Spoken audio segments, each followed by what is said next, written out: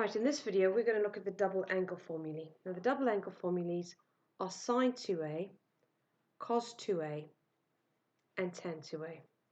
Now the proof of these is very simple. All we're going to do is we're going to, instead of using a and b, we're going to use a and a. So for the first one I'm going to do sine a plus a.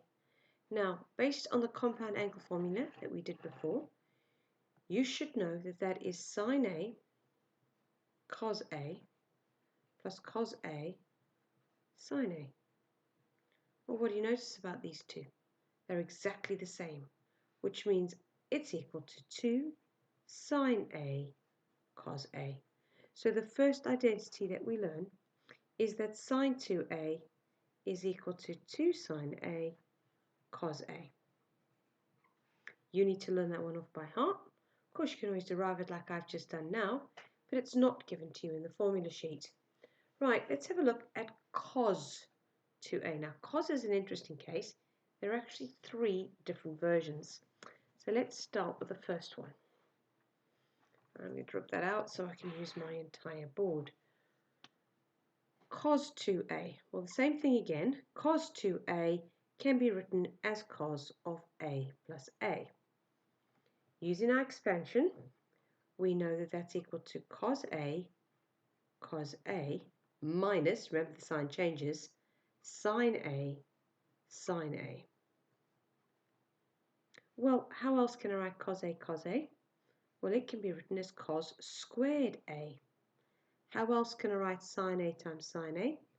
It's sine squared a. And here we have our first of the 3 formulae. So cos 2a is equal to cos squared a minus sine squared a.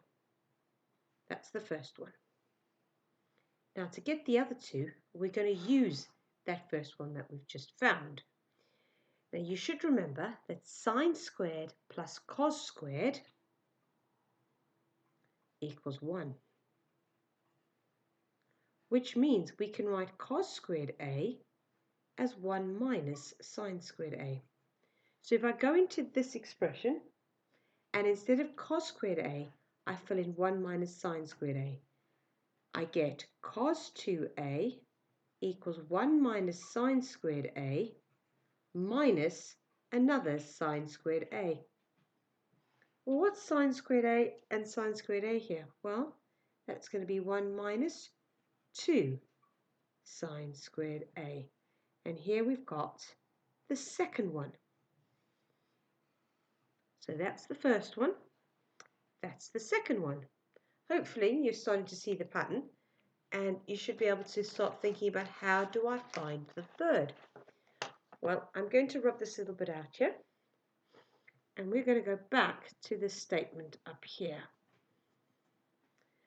Well, we just worked out the whole thing in terms of sine squared a, but we know that sine squared a is the same as 1 minus cos squared a, same as before.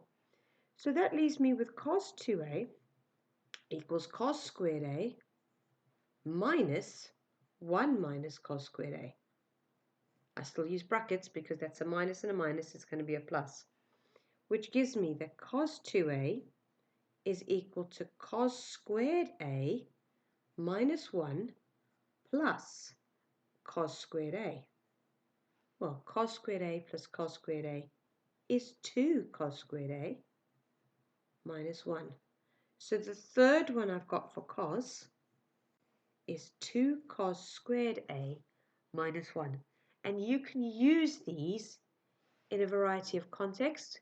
We use them to solve equations, we use them to simplify expressions, and we use them to prove identities.